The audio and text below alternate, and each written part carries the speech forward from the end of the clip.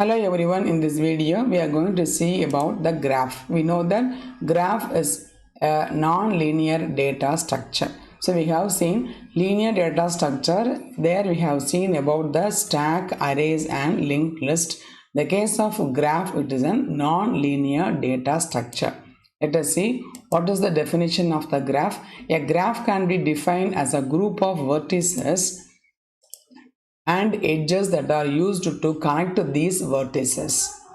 A graph can be seen as a cyclic tree. So we know the tree is also a non-linear data structure where in the tree cycle does not exist. That means the closed loop or the closed area does not exist in the tree. But in the case of the graph, there exists a cyclic portion or a cyclic part, okay, where the nodes and the vertices, okay, the nodes or the vertices maintain any complex relationship among them instead of having the parent-child relationship. Actually, what does it mean is, in the case of tree, we have only the parent-child relationship. That means the flow happens from the top to bottom, okay, that is the parent having the child and the grandchildren and so on. Therefore the flow is from top to bottom and is always from parent to children, okay. But in the case of graph, the connection or the relationship can be in all directions.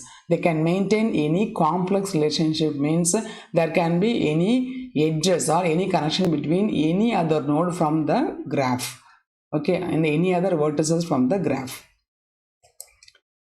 Let us see the diagram. This is the one example of a graph, and we have also two types of graph called undirected graph and directed graph. Let us see first of all in terms of vertices and edges. A graph can be defined as an ordered set of G of V comma E, where V of G represents the set of vertices and E of G represents the set of edges, okay. So here A, B, C, D, E are the vertices, and the line from A to B is one edge and the line from B to C is another edge, and so on. So the line connecting the two vertices is called an edge.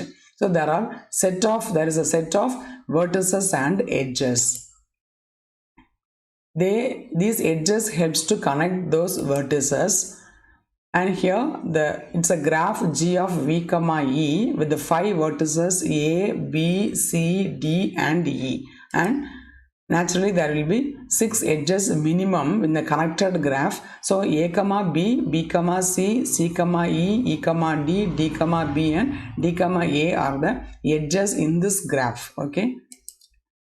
Let us see how the directed graph differs from the undirected graph. As the name implies, directed graph has the arrow pointing from one vertex to the other vertex. That means the edge are unidirectional or bidirectional, okay. If the arrow goes in both directions, it is called as an bidirectional. If the arrow goes in one direction, it is called as an unidirectional. So here, for example, let us take the example of an undirected graph. Here the edges are not associated with the directions. However, in an undirected graph, edges are not associated with the directions with them. That means the flow can be from either from A to B or B to E. If there is a connection between A and B, in the undirected graph, the flow or the relationship can be from A to B or B to E, okay. But in the case of directed graph, if the arrow points to this direction from A to B, the flow happens only from A to B and not from B to A. So that is the difference between the directed and the undirected graph. An undirected graph is shown in the above figure since its edges are not attached with any of the directions. So directions are mentioned by the arrow mark, okay. If an edge exists between the vertex A and B, then the vertices can be traversed from B to A as well as A to B. So that's all, the simple definition of the graph and the basic types of graphs. Hope it is very simple and easy to follow, and thanks for watching.